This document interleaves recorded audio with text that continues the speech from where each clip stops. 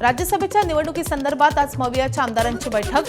ठाकरेंच्या सेनेकडून आदित्य ठाकरे हे राज्यसभा शिवसेनेला मिळावी म्हणून आग्रही, तर राज्यसभेच्या निवडणुकीसाठी शरद पवार यांच्या नावाची जोरदार चर्चा।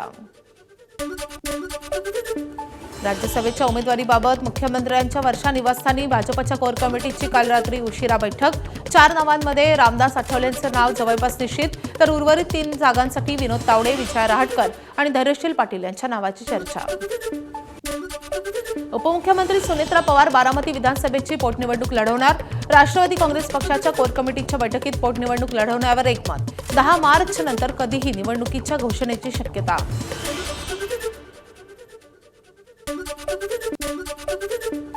राष्ट्रवादीच्या राष्ट्रीय अध्यक्षपदाची उद्या मुंबईत निवड। प्रफुल्ल पटेल मांडणार राष्ट्रीय अध्यक्षपदाचा प्रस्ताव। प्रस्तावाला अनुमोदन देत सर्वानुमते सुनेत्रा पवारांची निवड होणार। निवडणूक आयोगाच्या अधिकाऱ्यांच्या देखरेखीखाली पार पडणार प्रक्रिया। नाशिक मनपाच्या स्थायी समिती सभापतीपदासाठी आज निवडणूक। भाजपकडून मच्छिंद्र सानप रिंगणार, तर राष्ट्रवादीकडून अपक्ष उमेदवार मुकेश शहाणेंचा अर्ज। महापौर भाजपचा, उपमहापौर शिवसेनेचा, तेव्हा स्थायी समिती सभापतीपद आम्हाला द्या, राष्ट्रवादीची मागणी। ठाकरेंच्या शिवसेनेचे खासदार अनिल देसाईंचे निकटवर्तीय दिनेश बोभाटे यांना दिलासा। त्यांच्या विरुद्धचा कथित भ्रष्टाचाराचा गुन्हा 2 वर्षांच्या तपासानंतर बंद। बोभाटे आणि त्यांच्या पत्नीविरुद्ध आरोप सिद्ध न झाल्यानं सीबीआयनं क्लोजर रिपोर्ट सादर केलाय। मुंबईच्या मालाड टेकडी जलाशयावर काल मध्यरात्री मनसेची धाड। पालिकेचे कर्मचारी कमी दाबानं पाणी सोडत असल्याचं निदर्शनास। नवनिर्वाचित नगरसेविका सुरेखा परब यांचा महापालिकेला 7 दिवसांचा अल्टिमेटम। पाणी पुरवठा सुरळीत न झाल्यास दिला आंदोलनाचा इशारा।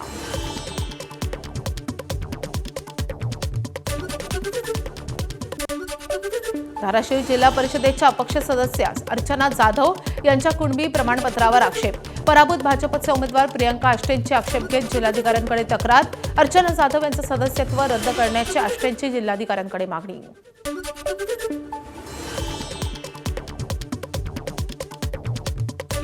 अर्चना युवराज जाधव हे मूळचे कर्नाटकमधले रहिवासी असून मोरखंडीचे असून त्यांनी परवा झालेल्या निवडणुकीमध्ये जिल्हा परिषदच्या तरुरी जिल्हा परिषद गटातून ओबीसी कुणबी मराठा म्हणून बोगस प्रमाणपत्र काढून निवडणूक लढविली आणि पूर्ण बोगस करून निवडणूक लढविलेली आहे। असल्यामुळे आम्ही त्याच्यावर आता प्रमाणपत्र रद्द होणारच आहे, परंतु त्याच्यावर फौजदारी गुन्हा दाखल करायचा।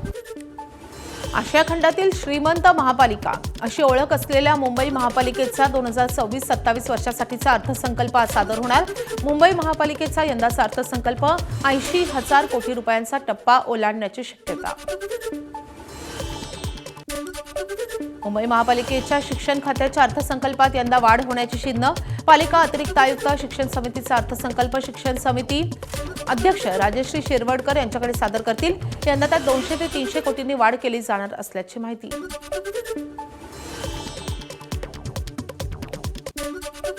छत्रपती संभाजीनगरच्या सिल्लोड तालुक्यातील अंबही गावात 2 गटांमध्ये झालेल्या वादातून दगडफेक। सुरुवातीला बकऱ्यांच्या व्यवहारातून नसलेल्या राड्याला, नंतर राजकीय स्वरूप। 15 ते 20 वाहनांची तोडफोड, 5 ते 6 जण जखमी। छत्रपती संभाजीनगरच्या अंबाईमधील दगडफेक प्रकरणी दोन्ही गटाविरोधात गुन्हा दाखल। पोलिसांकडून सीसीटीव्ही फुटेजसह अधिकचा तपास सुरू। तर काल रात्री झालेल्या दगडफेकीच्या घटनेनंतर संभाजीनगरच्या अंबाई गावात राज्य राखीव दलाची एक तुकडी तैनात। खबरदारी म्हणून अतिरिक्त पोलीस बंदोबस्त तैनात। नागपूरच्या महाल परिसरात तरुणांच्या टोळीकडून अनेक दुचाकींची तोडफोड। आपल्या मैत्रिणीनं दुसऱ्या मुलाशी इंस्टाग्रामवर मैत्री केल्याच्या रागावरून तरुणाचा काही दिवसांपूर्वी वाद झालेला होता आणि याच रागातून वाहनांची तोडफोड झाल्याची माहिती। आरोपींमध्ये अनेक जण अल्पवयीन असल्याची माहिती। जे आरोपी आहेत ते आरोपी त्या सदर मुलाचे घर शोधण्यासाठी सदर एरियामध्ये गेलेले होते। त्या एरियामध्ये गेल्यानंतर त्यांनी त्या ठिकाणी गाड्यांची तोडफोड केलेली आहे। याच्यामध्ये या मुलीच्या प्रकरणावरून झालेला हा वाद असून सदर वादामध्ये अद्याप आम्ही झालेल्या प्रकरणामध्ये 3 आरोपींना ताब्यात घेतलेला आहे। त्याच्या अनुषंगाने आम्ही गुन्हा दाखल करण्याची प्रोसेस सुरू आहे। मालेगावमध्ये लोकसंघर्ष समितीकडून खंडित वीज पुरवठ्याचा सामूहिक नमाज पठणानं निषेध। महापालिकेच्या वीज कार्यालयातच मुस्लिमांचं सामूहिक नमाज पठण। सामूहिक नमाज पठणाचा व्हिडिओ सोशल मीडियावर व्हायरल।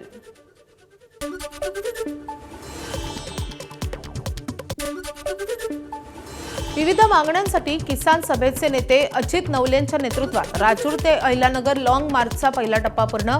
याबाबत राधाकृष्ण विखेंच्या उपस्थितीत आज मंत्रालयात बैठक. या बैठकीमध्ये मोर्चेकरांच्या शिष्टमंडळाशी चर्चा होणार.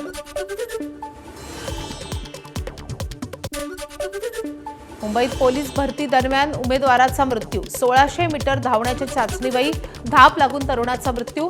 अक्षय मिसाळ असं 30 वर्षीय उमेदवाराचं नाव. तो मूळचा बुलढाणा जिल्ह्यातील असल्याची माहिती.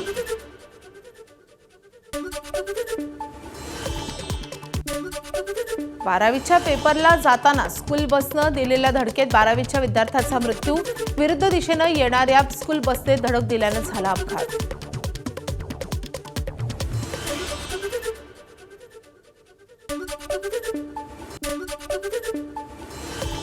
मालाडमध्ये परप्रांतीय फळ विक्रेत्याचा बेजबाबदारपणा. फळांवर लावलं उंदीर मारण्याचं रेटॉल नावाचं औषध. व्हिडिओ सोशल मीडियावर व्हायरल. फळ विक्रेत्यावर कारवाईची मागणी.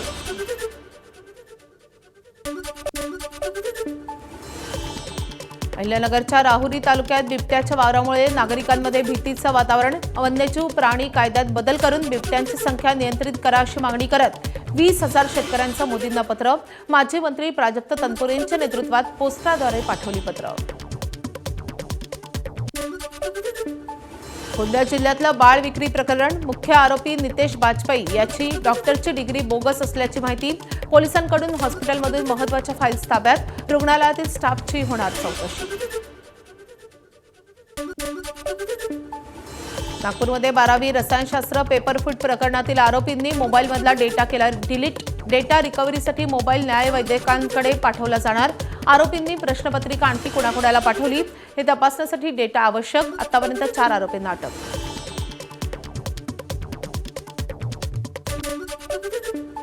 तौबूर राणाचं कॅनडाचं नागरिकत्व रद्द होण्याची शक्यता. कॅनडाचे प्रधानमंत्री मार्क कार्नी उद्या भारत दौऱ्यावर असून त्यापूर्वी या निर्णयाची शक्यता. तौबूर राणा मुंबई दहशतवादी हल्ल्याच्या मुख्य सूत्रधारांपैकी एक. नवी मुंबईच्या तळोज्यातून 1,02,00,000चे अंमली पदार्थांचा साठा जप्त. दोघांना अटक. अंमली पदार्थ कायद्याअंतर्गत गुन्हा दाखल. सांगलीच्या कुपवाडमध्ये वाहनामध्ये डांबून कत्तलीसाठी नेत असलेल्या गायींची सुटका. शिवप्रतिष्ठान कार्यकर्त्यांनी पाठलाग करून पकडले गाय तस्कर. 5 जणांवर गुन्हा दाखल. बीडच्या आष्टी तालुक्यातील दौला वडगावमध्ये अचानकपणे आग. आगीत 2 शेतकऱ्यांची घरं जळून खाक. घरावरून गेलेला विद्युत पुरवठा करणाऱ्या तारेचं घर्षण होऊन आग लागल्याची माहिती.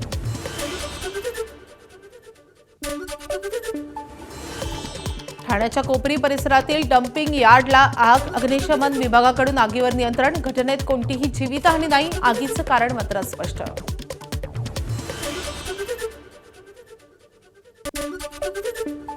अहिल्यानगर जिल्ह्यामधल्या बस स्थानक परिसर तसेच बसच्या प्रवासादरम्यान सोन्याचे दागिने चोरणाऱ्या 3 महिलांना अटक. 14 लाख रुपयांचे दागिने हस्तगत. महिलांकडून चोरीचे 10 गुन्हेही उघडकीस.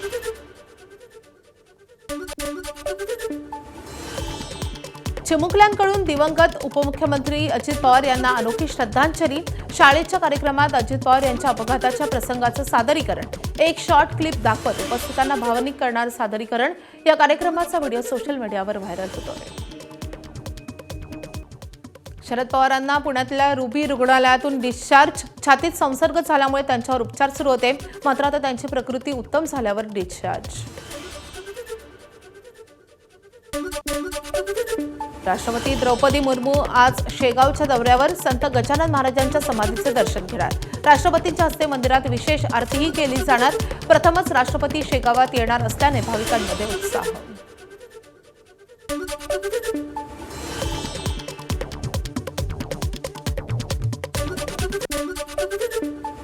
दुष्काळी बीड जिल्ह्यातल्या आष्टीमध्ये द्राक्षांची यशस्वीरित्या शेती. शेततळ्यातील पाण्यावर आधारित सिंचन व्यवस्थेमुळे त्यांचा द्राक्ष बागेला भरभराट. युरोपमधूनही द्राक्षांना मागणी. अंगद जगताप यांची माहिती. 1.5 एकर क्षेत्रातून सुमारे 25 टन द्राक्ष उत्पादनाची अपेक्षा. दुष्काळी भाग असला तरी पहिलं कृषी खात्यामार्फत शेततलाव मंजूर झाला. तो 34x34चा शेततलाव पाडला माळरानावर आणि पावसाळ्यामध्ये त्याच्यामध्ये पाणी साठवलं. त्याच्यानंतर द्राक्षे 1.5 एकर 60 गुंठे द्राक्षे लावली. द्राक्षे आता चौथं पीक आहे. आत्ताचं चौथं पीक आहे. 8x4 वर त्याची लागवड आहे. व्हरायटी अनुष्का व्हरायटी आहे आणि ऑक्टोबर छाटणी आहे. आता 8 दिवसामध्ये तो हार्वेस्टिंगला प्लॉट येईल. नागपुरात अडकलेलं ब्रिटिश एअरवेजचं विमान 26 तासांनी रवाना. लंडनहून हैदराबादला निघालेल्या विमानाचं हैदराबादच्या खराब हवामानामुळे मंगळवारी नागपुरात लँडिंग. उड्डाणाआधी सही देणारा इंजिनियर मुंबईहून नागपुरात पोहोचल्यामुळे विमान खोळंबल्याची माहिती.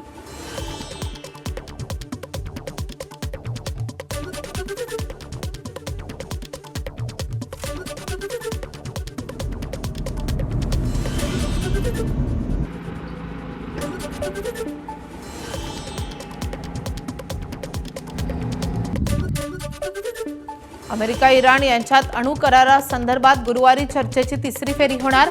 जिनिव्हा इथे दोन्ही देशांदरम्यान होणार चर्चा. याआधी 18 फेब्रुवारीची चर्चा निष्फळ, तर अमेरिकेच्या एकतर्फी दबावापुढे झुकणार नसल्याचं इराणचं वक्तव्य.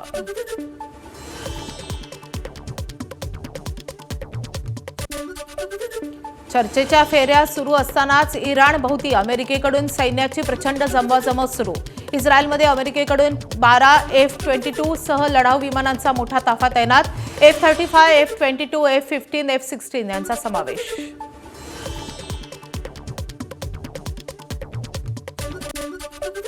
इराणमध्ये लष्कराचं हेलिकॉप्टर कोसळलं. राजधानी तेहरानपासून 350 किलोमीटर दूर भर भाजी बाजारात झाला अपघात. या 2 वैमानिकांसह 4घांचा मृत्यू. पश्चिम आशियामध्ये युद्धाचे ढग दाटलेले असताना पंतप्रधान मोदी आज आणि उद्या इस्रायल दौऱ्यावर. इराणमध्ये सत्ता बदलाचे वारे वाहत असल्यानं दौऱ्याला महत्त्व. गेल्या 9 वर्षांच्या कार्यकाळातील मोदींचा हा दुसरा इस्रायलचा दौरा.